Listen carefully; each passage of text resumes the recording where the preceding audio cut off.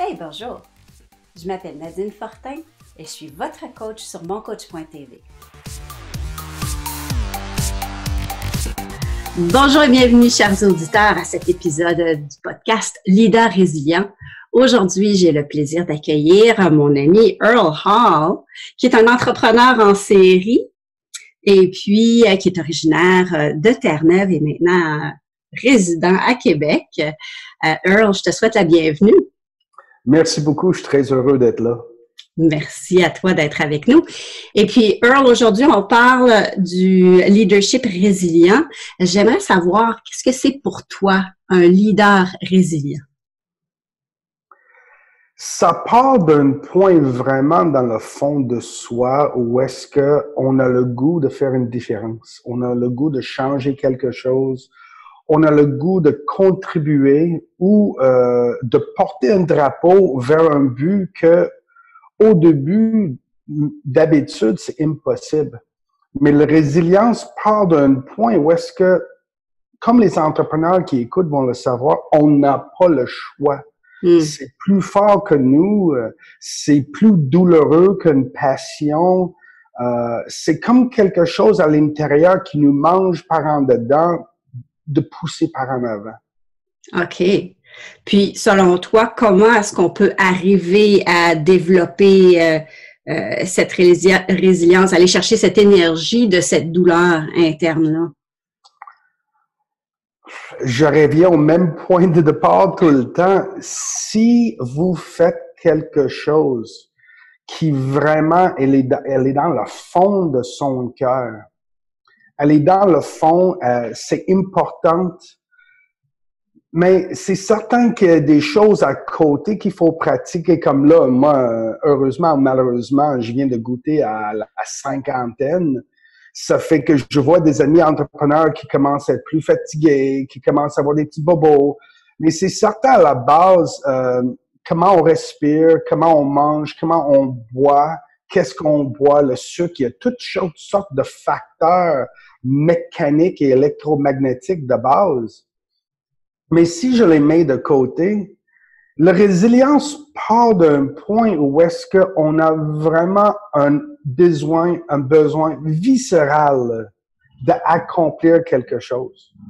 Ça fait que si on est dans un travail, si je peux utiliser ce terme-là, où est-ce qu'on fait métro boulot dodo, ou où est-ce qu'on compte nos vacances, ou des choses comme ça, c'est assez clair que ça ne compte pas pour nous dans le fond de son cœur de faire ce changement-là. Ou de contribuer. Ça fait que la résilience va être dangereux et de ce que j'ai vu de mes études et de mes recherches, quelqu'un qui pratique la résilience dans un domaine ou dans un projet qui ne compte pas réellement, mais il réalise un burn-out. OK. Ça fait que la résilience pour moi est moins... c'est un réflexe naturel parce que ce que je fais compte pour moi, ça compte pour mon équipe, ça compte pour mes investisseurs et ça compte pour la planète. Donc, la responsabilité que je porte, le poids sur mes épaules, m'oblige d'avoir une résilience. Ça change mon réseau d'amis, ça change la manière que je consomme du sucre, ça change mes habitudes de vacances. Ça change ma routine de jour parce que toute ma vie supporte la mission. La mission, puis les gens qui contribuent à la mission aussi. Là. En tant qu'entrepreneur, j'ai l'impression que tu sens cette responsabilité-là. Mais ma responsabilité, c'est les hypothèques de mes employés, c'est les voitures qu'ils ont dans la cour, c'est l'école qu'ils choisissent pour les enfants. Ça fait que cette responsabilité-là d'être le chef d'orchestre m'oblige d'avoir une conscience de résilience parce que si j'ai pas le corps, l'esprit, l'âme pour être capable d'arriver jusqu'au bout, ça peut avoir des effets extrêmement néfastes pour tout le monde qui sacrifie autant que moi pour réussir. Tu as eu plusieurs entreprises, hein? Oui. Et j'imagine qu'à travers tes expériences, il y a dû y avoir certains moments où tu t'es senti plus vulnérable, où l'échec se pointait le bout du nez, ou même tout simplement te donner une jambette. Parle-nous donc des expériences comme ça, s'il te plaît. Oh, j'en ai eu beaucoup. Puis quand je dis beaucoup, faudrait quasiment à un moment donné que je liste le nombre d'échecs comme un serveur cloud qui crache en plein vacances de construction avec tous mes employés partout à travers la planète, des milliers et des milliers de sites à travers la planète down, noir, des transactions financières qui se font pas, des locales en train de fermer. J'ai une longue liste d'échecs, mais comment je dirais ça? J'étais vraiment choyé en venant d'un endroit que vous connaissez qui s'appelle Terre-Neuve, puis d'avoir appris que l'échec n'est jamais une option. Parce que en étant un gradué du collège militaire, on faisait face à l'échec tous les matins à 6 heures. On faisait faire l'éducation physique était un échec, l'exercice militaire était un échec, les examens de physique étaient toujours un échec. Mais il y avait des échecs tellement qu'on voyait l'échec plutôt comme un moment de recadrage. Mm-hmm. Puis vraiment, la réussite que j'ai eue dans mon éducation à l'intérieur des forces canadiennes était que risque et contingence. Ça fait que malgré que je vis des échecs souvent, puis en étant au Québec, puis surtout à Québec, je me lance dans une poutine quand je suis en état d'échec, parce qu'il faut manger ses émotions de temps en temps. Mais lorsqu'on est en moment d'échec, il y a 3 choses de base que je pratique, puis la première, c'est d'aller prendre une marche. Si le corps est stagnante, l'énergie ne bouge pas, mais j'ai pas de moyen de bouger les poumons puis rentrer de l'oxygène pour sortir le cortisol. C'est vraiment une source qui nous force d'arrêter de réfléchir. Ça fait qu'une fois que le corps bouge, mais le cerveau commence à bouger. Puis une chose que j'ai appris il y a longtemps, c'est de demander de l'aide. Puis je suis un homme, donc je suis de la race inférieure. Donc, la race de gauche, hein? Because women are always right. Oh, ça c'est vrai, je l'ai appris de la manière très difficile. Mais ceci dit, à travers les années, en demandant de l'aide, puis juste en comptant mon échec, puis c'est pour ça que nos lieutenants, nos vice-présidents, nos collaborateurs proches, il faut que ce soit du monde qu'on puisse être vulnérable avec, parce qu'un échec, c'est un moment spectaculaire de vulnérabilité parce que notre ego fait mal, on a honte, on se sent coupable, on sait pas quoi trop faire. Mais si on a le courage de parler à nos lieutenants, comme moi, j'ai 2 vice-présidents dans le shop ici, que c'est hallucinant, je m'assois et je dis, les gars, je suis dans le trouble. Puis je leur compte mon problème. Je dis, le sac gonflable est ouvert. J'ai dit, j'ai de la poussière dans les yeux. J'ai dit, qu'est-ce que vous feriez? Puis je le fais pour 2 raisons, ça. Je le fais, parce qu'ils me voient comme un humain. Mais deuxième, je leur donne le luxe d'être capable de réfléchir à un autre niveau qui ne sont peut-être pas encore prêts. Puis, ils me donnent un avis à leur niveau, puis ça crée une synergie en nous 3 où est-ce que le ownership de l'échec devient un travail d'équipe. Moi, je me sens pas seul, mais de l'autre côté, je sens que eux autres ont le goût de ramer à gang. Puis ça, quand la synergie embarque, mais l'échec, elle s'efface vite. Mm-hmm. Dans un moment comme ça, avec ton lieutenant, ton vice-président, peu importe, c'est essentiel qu'il y ait une confiance de très, très haut niveau.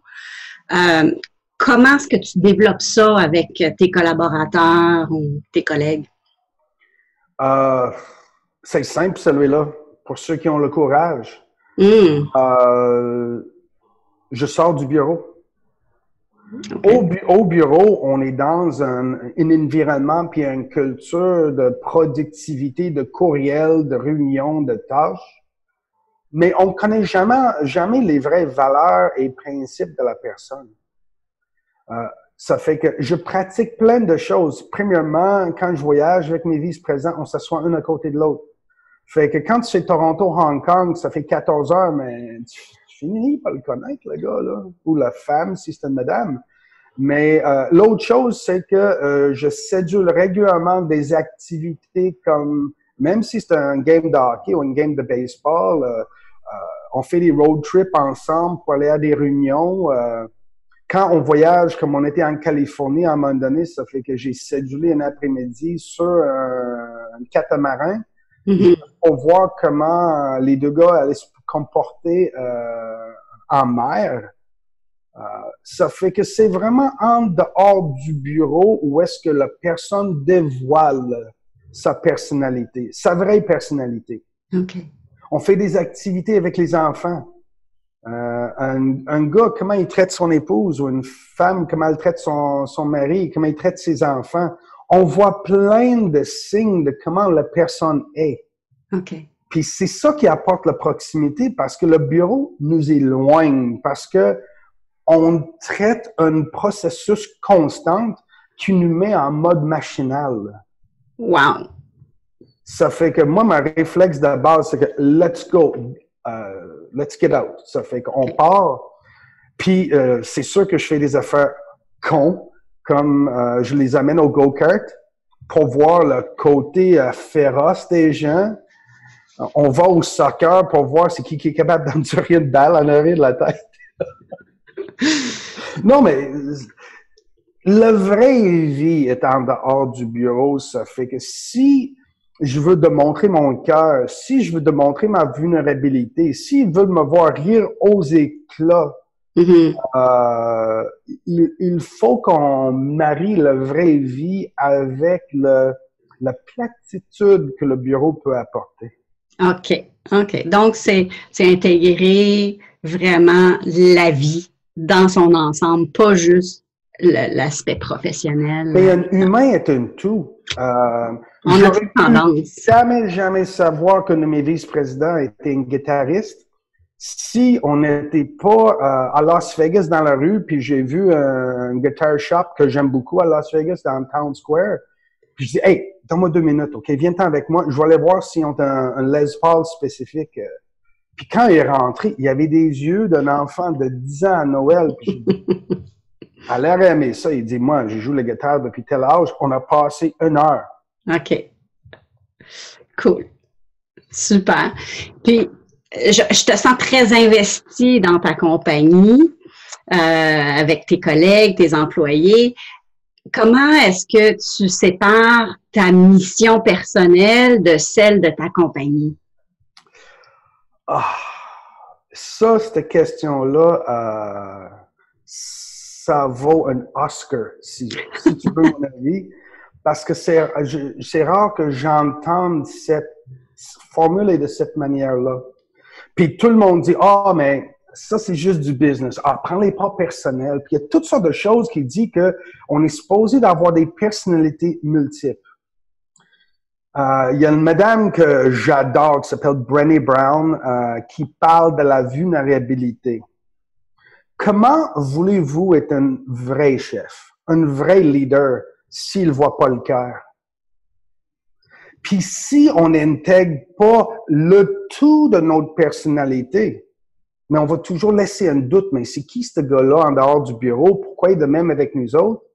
Ça fait que je te dirais que quand j'ai vu la différence entre mes premières entreprises à succès correct, là, puis j'ai commencé à voir que le plus que je dévoilais le tout de ma personnalité, les problèmes quand mon fils était dans l'adolescence, les problèmes à la maison, puis je me confiais, puis j'étais moi-même. J'avais une guitare dans mon bureau pendant longtemps. J'écoutais des vidéos YouTube cons dans mon bureau, puis je fais rire le monde avec ça. Le plus que moi, comme chef, que j'ai développé la confiance et le courage d'être moi-même partout, surtout au bureau. Mais j'ai commencé à voir que le monde au bureau se dit, ah, mais si Earl a le droit d'être lui-même, il met pas un masque de goaler de bureau, ah, mais je vais commencer à être moi-même aussi. Mais quand un de mes mots préférés sur la planète, quand l'authenticité a pris sa place dans la culture de l'organisation, mais le shift que l'organisation a fait est énorme. La culture est plus difficile maintenant parce que si t'es pas authentique, l'équipe peut pousser quelqu'un dehors. Ça s'appelle l'entropie négative, le principe de gestion. Mais quand un leader a le courage d'être authentique, mais le succès, les chances de succès augmentent exponentiellement parce que le monde a le courage de se dire des vraies choses puis de vivre comme étant soi-même. Mm-hmm. Mm-hmm. Donc, tu la nommerais comment ta mission dans toute cette authenticité-là? Ça, regarde, tu me poses une vraie question, je suis comme foutu, il faut que je te donne la vraie réponse. Ma mission, c'est la mission que je pense que tous les humains ont sur la planète. D'abord, apprendre qui je suis. Deuxièmement, apprendre à aimer qui je suis sans avoir honte, sans avoir le désir de l'ego de le cacher, sans avoir le courage de m'assumer. Puis le troisième des choses, une fois qu'on a ce courage-là de s'aimer, mais c'est de vivre dans l'authenticité et la vulnérabilité le plus possible. Parce que une chose qu'un leader doit apprendre, c'est que l'authenticité, elle est contagieuse. Autant que le bonheur, autant que le rire, autant que le désir du chocolat est contagieux, autant que l'authenticité, ça se propage comme un virus. Mais si le leader ne l'est pas, l'organisation n'a aucune chance parce que c'est que ce soit Peter Drucker ou d'autres mondes qui ont dit que culture eats everything else for breakfast ou comment ils veulent dire. Mais une culture, c'est ça qui gagne une guerre. Une culture, c'est ça qui réussit un plan d'affaires. Puis la force motrice d'une culture à mon tendre âge de 33 livres britanniques, c'est vraiment l'authenticité puis la vulnérabilité parce que quand on est vrai, puis quand on se dit des vraies choses, mais les échecs sont moindres, puis les échecs sont moins grands, puis les échecs sont moins un drame parce que quand comme moi j'ai 62 personnes ce matin, quand t'as 62 personnes qui se tapent dans le dos, disent, oh, c'est pas grave, ça, on va passer à travers ensemble.